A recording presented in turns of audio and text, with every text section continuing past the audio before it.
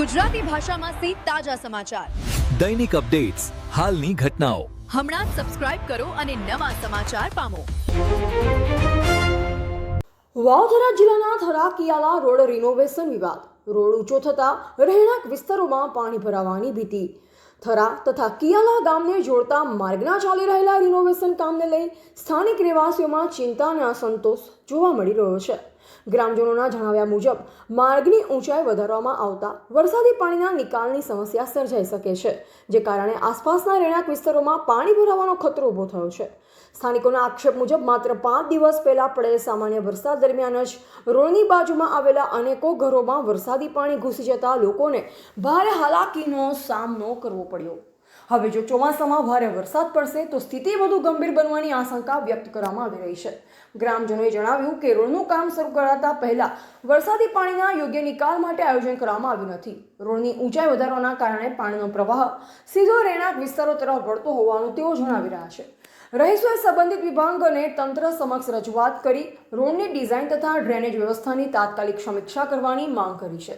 ગ્રામજનોનું કહેવું છે કે વિકાસના કામોની સાથે લોકોના ઘરો અને સંપત્તિની સુરક્ષાનું પણ ધ્યાન રાખવું જરૂરી છે. હવે પ્રશ્ન એ ઊભો થાય છે કે ચોમાસા પહેલા તંત્ર આ સમસ્યાનો ઉકેલ લાવશે કે પછી વરસાદી પાણીથી પ્રભાવિત પરિવારોને ફરી મુશ્કેલીનો સામનો કરવો પડશે. એવા રાણાભાઈ પારેગી, વાવથરાદ. ઓકે, હા, બોલો. મારું નામ ચૌહાણ હંસાભાઈ પદ્માજી, ગોમ મારું થરા. આ જે સીસી રોડ આવી રહ્યો છે, જે અંદર લેવાનો હતો તે ઉપર લેવામાં આવ્યો છે. 2 ફૂટ અધર લેવામાં આવ્યો છે.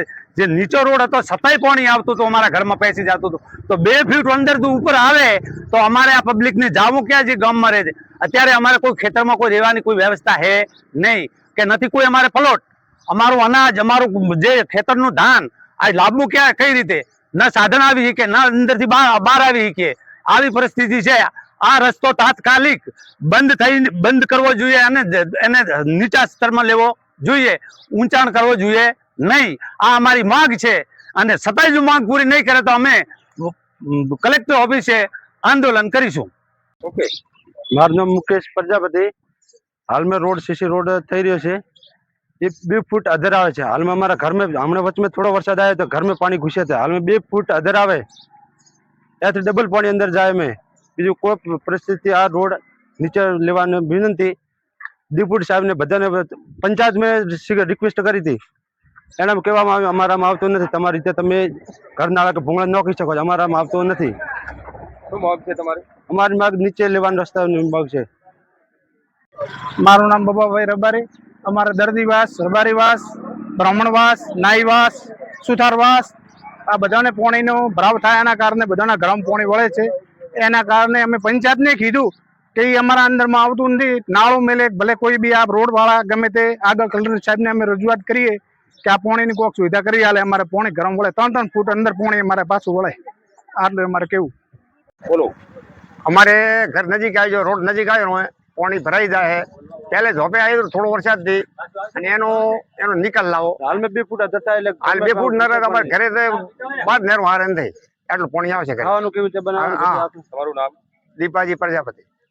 ઓકે, હા ભાઈ, અમારે આ રોડ ઊંચો થાય એટલે પાણી કાઢવાની વ્યવસ્થા કરવી પડે. બીજું કરે ઘર ભરાઈ જાય.